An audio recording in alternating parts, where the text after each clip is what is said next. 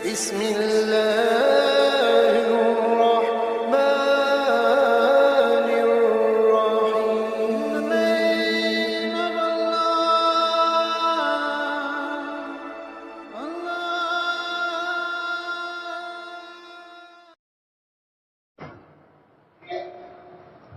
أعوذ بالله من الشيطان الرجيم.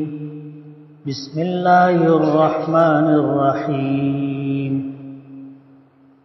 والتين والزيتون وطور سينين وهذا البلد الأمين لقد خلقنا الإنسان في أحسن تقويم ثم رددناه أسفل سافلين إلا الذين آمنوا وعملوا الصالحات فلهم أجر غير ممنون فما يكذبك بعد بالدين أليس الله بأحكم الحاكمين. صدق الله العظيم. سبحانك لا علم لنا إلا ما علمتنا إنك أنت العليم الحكيم. رب اشرح لي صدري ويسر لي أمري واحلل عقدة من لساني يفقهوا قولي. پناہ مانگتا ہوں میں اللہ تعالیٰ کی شیطان مردود سے. شروع کرتا ہوں میں اللہ کے نام سے جو بڑا مہربان نہایت رحم والا ہے. قسم ہے انجیر کی اور زیتون کی اور طور سینین کی اور اس امن والے شہر کی. البتہ تحقیق کے ہم نے انسان کو بنایا خوب سے خوب اندازے پر، پھر ہم نے اسے واپس کر دیا نیچے سے نیچے کی طرف، مگر وہ لوگ جو ایمان لائے اور نیک اعمال کیے پس ان کے لیے کبھی ختم نہ ہونے والا اجر ہے. پس کس چیز نے اس کے بعد تمہیں آمادہ کیا کہ تم دین کو جھٹلاؤ؟ کیا نہیں ہے اللہ سب حاکموں سے بہتر حاکم؟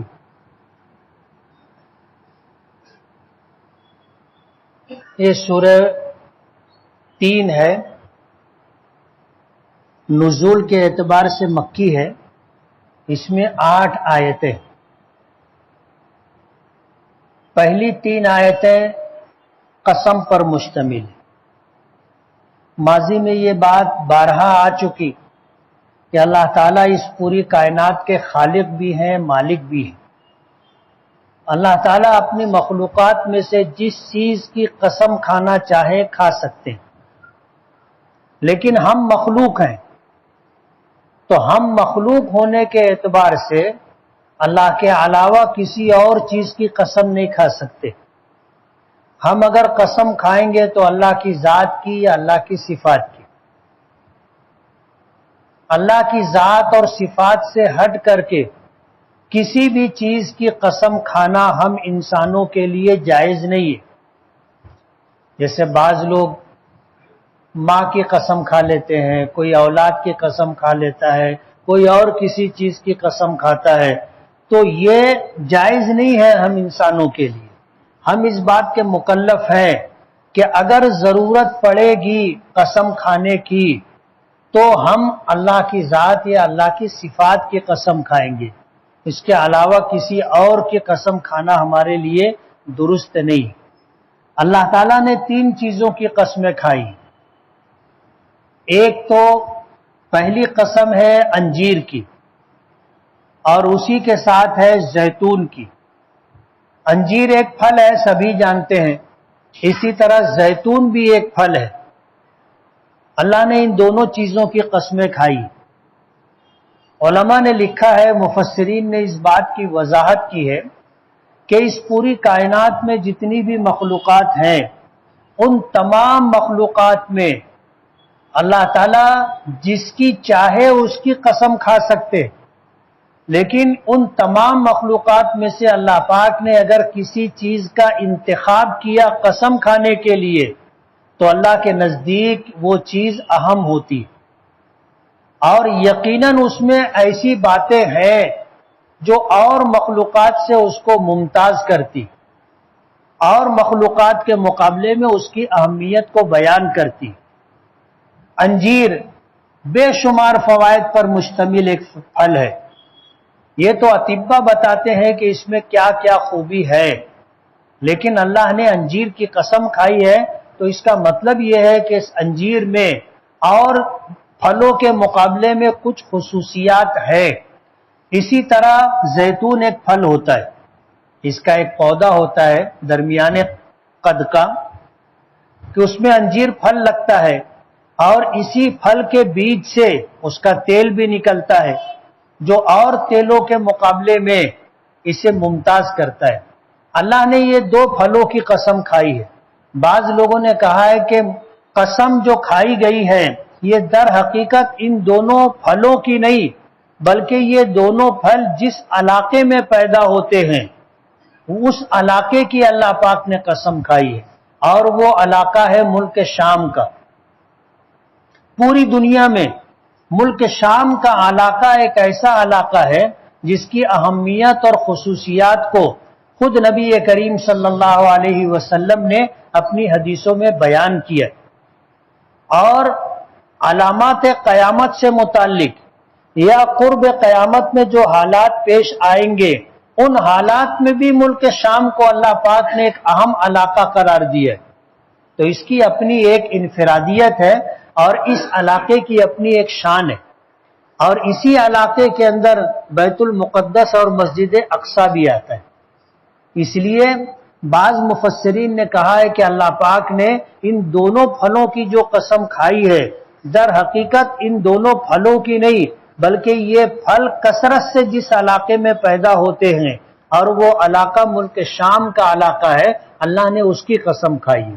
اس لیے کہ دوسری جو قسم ہے وہ طور سینین، یہ بھی ایک مقام ہے۔ یہ وہ پہاڑ ہے جس پہاڑ پر حضرت موسیٰ علیہ السلام کو اللہ پاک نے بلایا تھا اور نبوت عطا کی تھی۔ طور سینین جس کو ہم کوہ طور کہتے،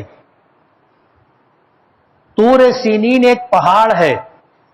حضرت موسیٰ علیہ السلام جس وقت مصر سے ایسے حالات میں نکلے تھے کہ جان بچانے کا مسئلہ تھا، نکلے اور پہنچے قوم سمود میں حضرت صالح علیہ السلام کی بستی میں۔ اللہ نے وہاں حضرت صالح علیہ حضرت موسیٰ علیہ السلام کو پناہ دی تھی، اور حضرت موسیٰ علیہ السلام وہاں 10 سال رہے، 10 سال رہے، اور 10 سال کے بعد جب اللہ کے حکم سے مصر واپس آنے لگے تو راستے میں یہ پہاڑی پڑتی ہے جسے کوہ طور کہا جاتا ہے، اور اس صورت کے اندر جسے طور سینین سے تعبیر کیا گیا ہے۔ اس مقام پر جب پہنچے تو ساتھ میں بیوی تھی اور بچے کی ولادت کا مسئلہ درپیش ہوا، تو آگ کی تلاش میں کوہ طور کی طرف جب دیکھا تو وہاں روشنی نظر آئی۔ حضرت موسیٰ علیہ السلام آگ لینے کے لیے کوہ طور پر گئے تو اللہ پاک نے وہاں پر نبوت عطا کی، پیغمبری عطا کی۔ اس طرح جو تفصیلی واقعہ ہے، میں واقعہ نہیں سنانا چاہتا، بتانا یہ ہے کہ طور سینین ایک مقام ہے، ایک پہاڑی ہے جس پر حضرت موسیٰ علیہ السلام کو اللہ نے نبوت عطا کی تھی۔ وَهَذَا الْبَلَدِ الْأَمِينَ، اور تیسری قسم بلد امین کی کھائی، یعنی مکہ مکرمہ کی۔ تو مکہ مکرمہ بھی ایک مقام ہے، طور سینین بھی ایک مقام ہے۔ اسی کے پیش نظر مفسرین نے کہا کہ در حقیقت اللہ پاک نے بیت المقدس مسجد اقصی جس علاقے میں ہے جسے شام کا علاقہ کہا جاتا ہے، اللہ نے اس کی قسم کھائی ہے۔ تو 3 مقامات کی قسم ہے، ملک شام جس میں بیت المقدس اور مسجد اقصی ہے، اللہ نے اس کی قسم کھائی۔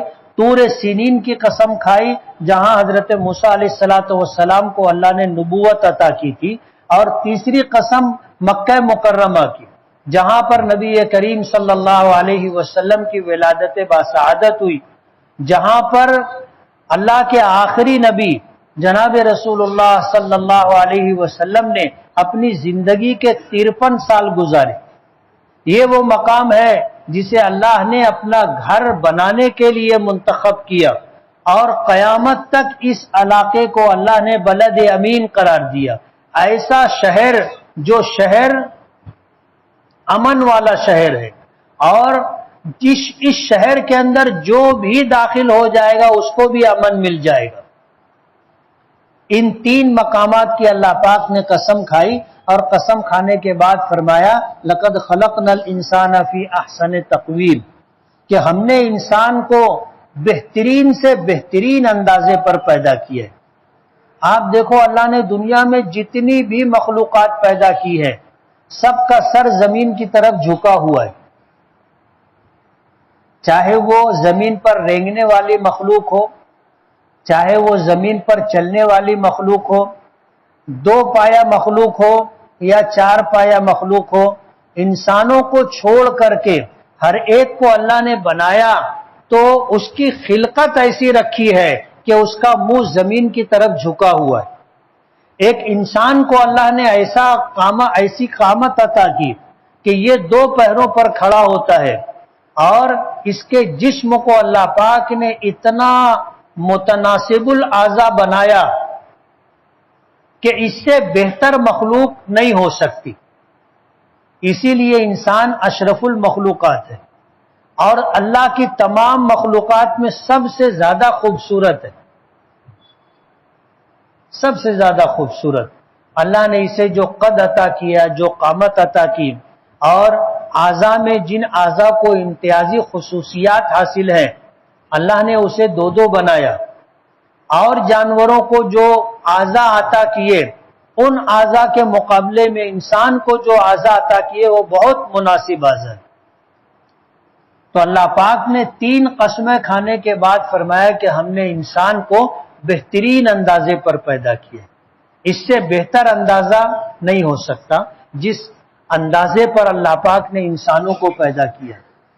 یہ انسانوں کے مقام و مرتبے کو بیان کرتا ہے کہ اس پوری کائنات میں اللہ نے جتنی مخلوقات پیدا کی ہیں ان تمام مخلوقات میں انسان کو اللہ پاک نے جو کچھ عطا کیا وہ تمام مخلوقات کے مقابلے میں کچھ ممتاز ہی ہے۔ اللہ نے اسے عقل و دانائی عطا کی، فہم و فراست عطا کی، اللہ نے اسے کام کرنے کا سلیقہ عطا کیا، عقل اور حکمت کی بنیاد پر، عقل دانش کی بنیاد پر یہ پوری کائنات پر حکومت کرتا ہے۔ اللہ نے اسے اقتدار بھی عطا کیا، اور اللہ نے اسے روئے زمین پر اپنا خلیفہ بنایا، بلکہ حدیث پاک میں آتا ہے کہ اللہ پاک نے انسان کو اپنی شکل اپنی صورت پر پیدا کیا۔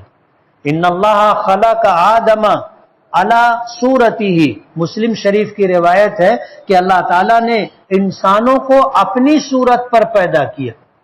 اس سے زیادہ انسانوں کے لیے اعزاز اور شرف کی بات دوسری اور کیا ہو سکتی۔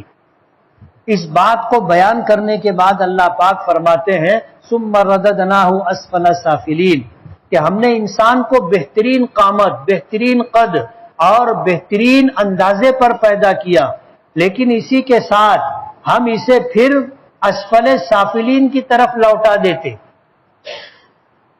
یہ جیسا بچپنا لے کر کے آگے بڑھتا ہے، ایک وقت آتا ہے کہ جب اپنی عمر کی انتہا کو پہنچتا ہے تو وہ عمر کا وہ حصہ ہوتا ہے جس حصے میں یہ جا کے ذلیل ہو جاتا ہے، یعنی بچپنا اس کا واپس آ جاتا ہے۔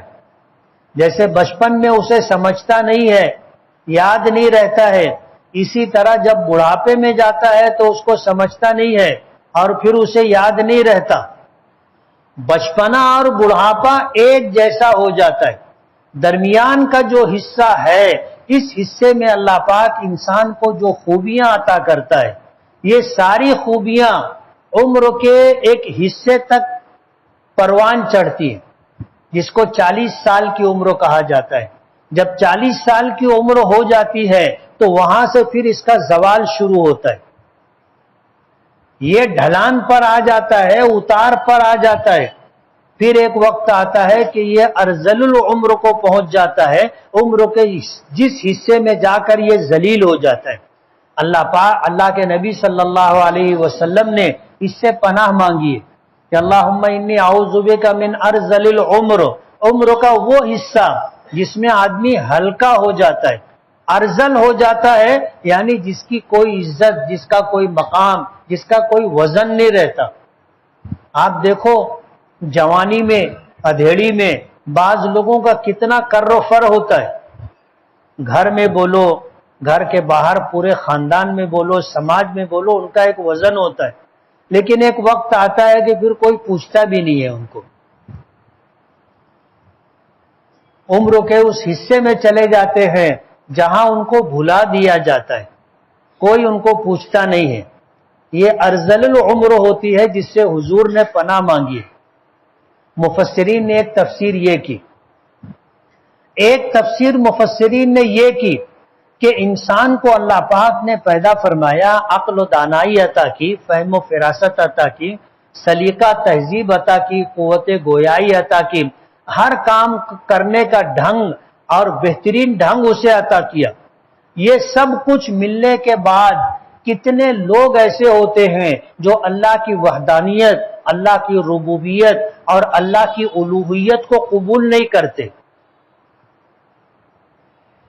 جب وہ ایمان قبول کرنے سے پیچھے رہ جاتے ہیں اور ایمان قبول نہیں کرتے تو پھر یہ ہوتا ہے کہ اللہ پاک انہیں اسفل السافلین میں ڈال دیتا ہے۔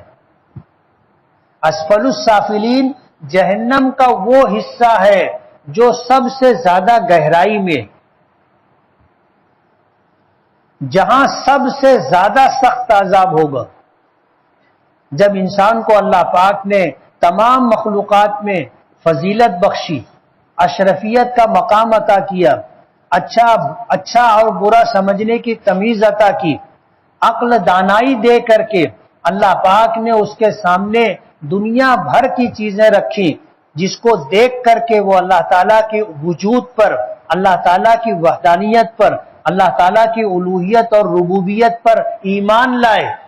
سب کچھ ملنے کے بعد جب وہ اللہ کی ذات و صفات پر ایمان نہیں لاتا اور اسلام قبول نہیں کرتا تو پھر اللہ پاک اسے ان تمام تر خوبیوں کے باوجود جہنم میں ڈالے گا، اور جہنم کے سب سے نچلے طبقے میں اسے ڈالے گا، جسے اسفل السافلین کہا جاتا ہے۔ اس کے بعد اللہ نے فرمایا کہ اس عذاب کے مقام سے بچے گا کون؟ الا الذین آمنوا، وہ لوگ جو ایمان لائے وہ بچیں گے اس سے، وعاملوا الصالحات، جنہوں نے بھلے کام کیے۔ انسانوں میں جو ایمان لے آئیں گے، انسانوں میں جو اسلام کو قبول کر کے بھلائی اور نیکی کے کام کرتے رہیں گے تو ان کے لیے کیا رہے گا؟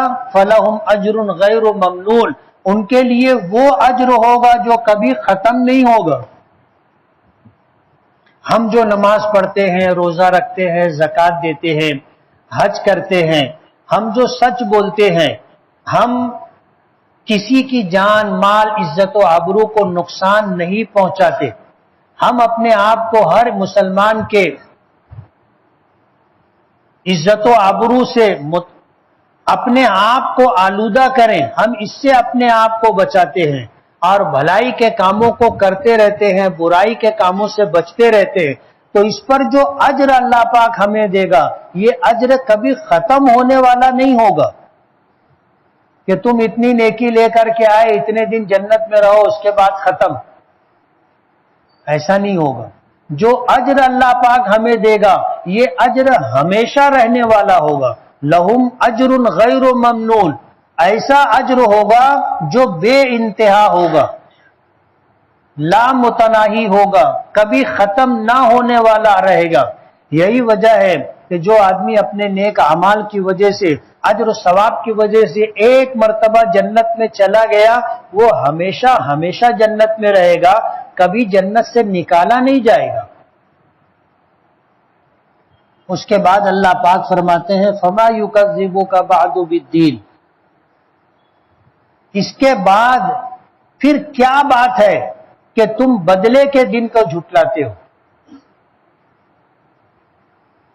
بدلے کا دن، قیامت کا دن، جب انسان کو اس کے نیک کاموں کی جزا اور برے کاموں پر سزا ملے گی، یہ بدلے کا دن ہوگا، تو ہم نے تم کو پیدا کیا، تم نہیں تھے، تمہارا وجود بھی نہیں تھا، ہم نے وجود عطا کیا، ہم نے تمہیں تمام مخلوقات میں سے انسان بنایا، اشرف المخلوقات کا مقام دیا، ہم نے تمہیں وہ ساری خوبیاں عطا کی جن خوبیوں کی وجہ سے تمام مخلوقات میں تم ممتاز رہے، اس کے بعد بھی تم قیامت کے دن کو جھٹلاتے ہو، جبکہ تمہیں پتا ہے کہ جب کچھ نہیں تھا تو ہم نے وجود عطا کیا، جب کچھ نہیں رہے گا تو بھی ہم تم کو دوبارہ پیدا کر دیں گے، پھر تم بدلے کے دن کو کیسے جھٹلاتے ہو؟ فما یکذبک بعد بالدین، پھر کس چیز نے اس کے بعد تمہیں دین کے جھٹلانے پر آمادہ کیا؟ اور پھر فرماتے ہیں الیس اللہ باحکم الحاکمین، کہ کیا اللہ تعالی تمام حاکموں میں سب سے بہتر حاکم نہیں ہے؟ اس آیت کے سننے کے بعد کہنا چاہیے بلا، بولو بلا، کیوں نہیں، آپ ہی سب سے بہتر حاکم ہیں۔ تو اللہ پاک جو ہے اس آیت، ان سورت والتین کے اندر جن باتوں کو ذکر کیا ہے کہ انسانوں کا وجود، انسانوں کا عروج، انسانوں کا زوال، دنیا کے اعتبار سے بھی اور آخرت کے اعتبار سے بھی، دونوں چیزوں کو ذکر کرنے کے بعد قیامت کے دن کا تذکرہ کیا کہ وہ دن آئے گا جس دن ہر اچھے برے کام کا بدلہ دیا جائے گا، اور اس دن تنے تنہا اللہ ہی حاکم ہوگا اور بہترین فیصلہ کرے گا۔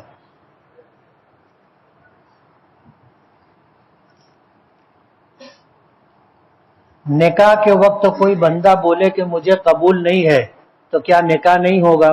نہیں ہوگا، قبول کرے گا تو نکاح ہوگا، اور وہ اگر بول دے مجھے قبول نہیں ہے تو نکاح نہیں ہوگا، مگر وہ مسجد سے نکل نہیں پائے گا۔ کیا ہوگا آپ سمجھ سکتے ہو۔ وسوسے کی بیماری تھی، کوئی وسوسہ آتا تو اسے الفاظ یا عمل میں ڈھال دیتا تھا، تو اسے 3 طلاق کا وسوسہ آیا اور وہ اپنی بیوی کو بول دیا تو کیا طلاق ہو جائے گی؟ ہو جائے گی۔ دنیا کے پہلے جن کون تھے؟ جیسے کہ دنیا کے پہلے انسان آدم تھے، تو جن کون تھے؟ ابلیس تھا، وہی جن ہے، وہی شیطان ہے۔ جن اور شیطان الگ مخلوق نہیں ہے، ایک ہی مخلوق ہے۔ اللہ نے آدم کو مٹی سے بنایا، جنات و شیاطین کو آگ سے بنایا، تو پہلا جو جن تھا وہ ابلیس تھا۔ ایک بندہ اپنی بیٹی کا نکاح چھوٹے بھائی سے کر دیا، صحیح کیا کیا؟ نہیں، چچا بھتیجی کا نکاح نہیں ہو سکتا۔ چچا اپنی بھتیجی کے لیے محرم ہے، اور محرم کا آپس میں نکاح نہیں ہوتا، جائز نہیں۔ پیٹھ پیچھے اچھی لڑکی کو برا بھلا کہنے والا تہمت لگا رہا ہے، تو کیا وہ تہمت کا گنہگار ہے؟ ہاں، اگر کسی مرد یا عورت پر آدمی ایسی بات کہے جو اس میں نہیں پائی جاتی تو یہی تہمت ہے، اور یہ گناہ کبیرہ میں سے ایک گناہ ہے، بغیر معافی مانگے، بغیر توبہ کیے معاف نہیں ہوگا۔ جنت میں حضرت محمد صلی اللہ علیہ وسلم کے ساتھی کون ہیں؟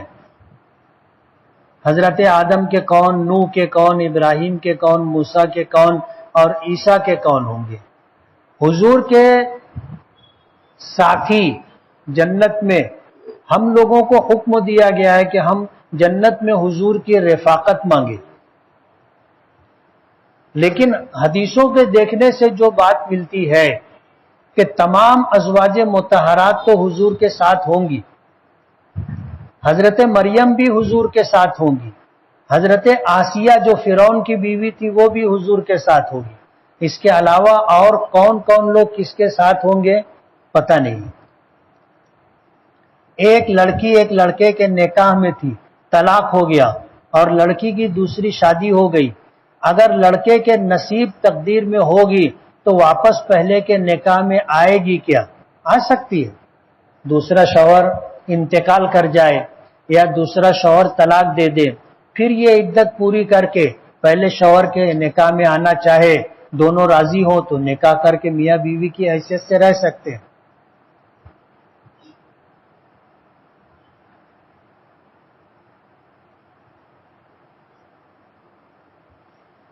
میں اسلامک ویڈیوز بناتا ہوں، کیا زمانہ طالب علمی میں اسلامک ویڈیوز بنا سکتے ہیں؟ میرا دوست تو بولتا ہے کہ نہیں بنا سکتے۔ جو ویڈیو بنایا جاتا ہے، ظاہر بات ہے اگر وہ جاندار پر مشتمل ہے تو اس کی اجازت نہیں، اس لیے ایسا فالتو کام کرنا ہی نہیں چاہیے۔ بعض لوگ شادی بیاہ کے موقع پر یا کوئی پروگرام ہوتا ہے اس میں ویڈیو بناتے ہیں، نہیں بنانا چاہیے۔ تعویذ کو چراغ میں جلا کر اس کو دیکھنا کیسا ہے، یہ ایک طرح کا علاج ہے اور علاج کے تئیں ان چیزوں کو مباح قرار دیا گیا، یعنی کر سکتے۔ میری خواہش ہے کہ میں عمرہ کروں لیکن میرے پاس پیسہ نہیں ہے، کوئی عمل بتائیے کہ انتظام ہو جائے۔ اللہ تعالیٰ سے مانگتے رہو، سچی نیت ہوگی تو اللہ کے خزانے میں کمی نہیں ہے، اللہ پاک کوئی نہ کوئی انتظام کر دیں گے۔ تڑپ رہنی چاہیے، سچی تڑپ۔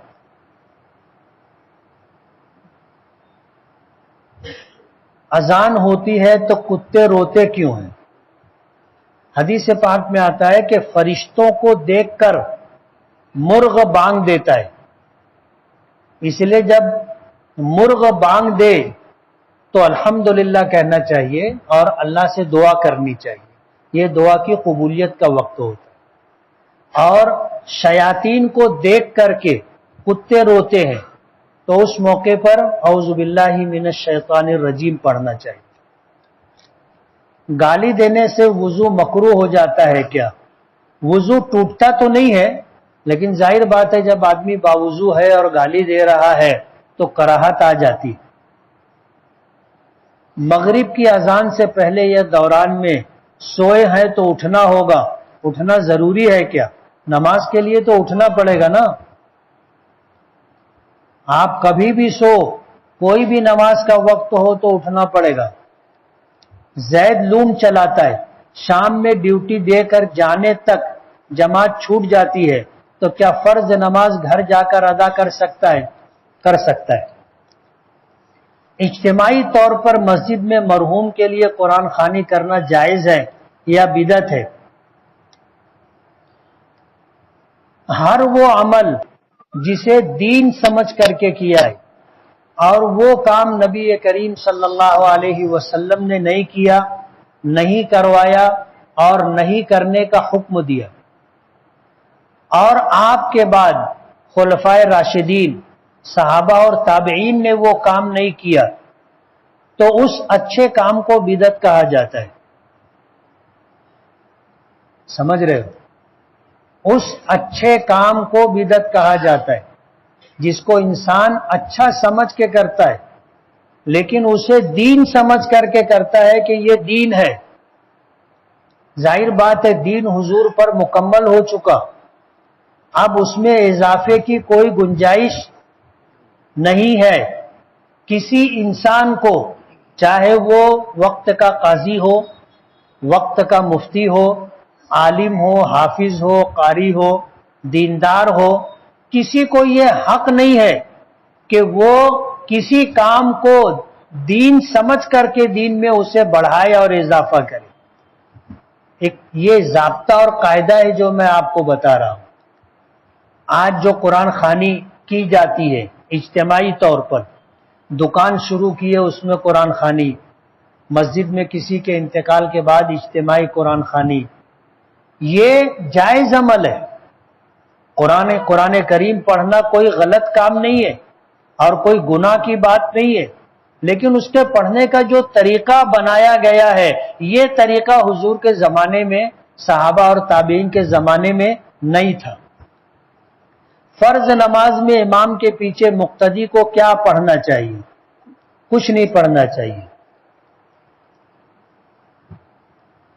چھوٹے بچوں کی جمع ہوئی چھٹلی کیا ہم دوسروں کے وہاں پر چھٹلی کے طور پر دے سکتے ہیں کیا ایسا کرنا درست ہوگا؟ جائز نہیں ہے۔ جو چھٹلی آتی ہے وہ چھوٹے بچے کے لیے آتی ہے، دینے والا کس کو مالک بنا رہا ہے یہ سمجھنا ضروری ہے۔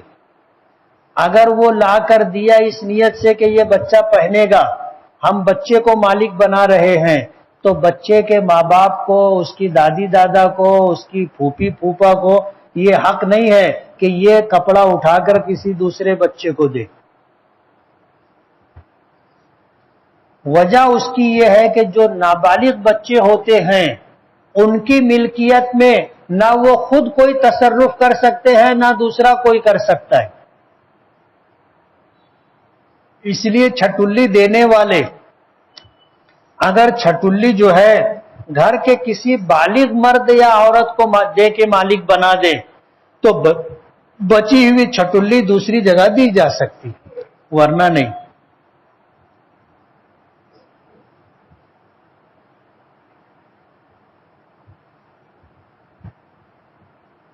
ایک ایپ ہے جس سے پیسہ ٹرانسفر، ریچارج، بل وغیرہ بھری جاتی ہے۔ یہ ایپ ہر ٹرانزیکشن پر کوئن دیتا ہے۔ جیسے ایک ٹرانزیکشن پر ہمیں 100 کوئن ملا تو یہ ایپ کوئن کا 10% مطلب 10 روپیہ ہمیں دیتا ہے، تو کیا یہ 10 روپیہ لینا درست ہوگا؟ درست ہوگا، جائز ہے۔ یہ ایک کام ہے اور یہ اجرت کی ایک شکل ہے۔ زید کے پاس ہدیہ اور تحفے کے بہت سارے شرٹ جمع ہو گئے ہیں۔ اب زید شرٹ پینٹ پہننا نہیں چاہتا، اب وہ کرتا پیجامہ پہننا چاہتا ہے، تو کیا زید یہ شرٹ پینٹ بیچ کر کرتا پاجامہ خرید سکتا ہے؟ خرید سکتا ہے، مالک ہے اپنا کپڑا، اپنی ملکیت کی جو چیز بیچنا چاہے بیچ سکتا ہے۔ وتر کی نماز میں جب ہم دوسری تکبیر اللہ اکبر کہتے ہیں تو اس کی نیت کیا ہوتی ہے؟ وہی دعائے قنوت پڑھنے کی نیت ہوتی ہے۔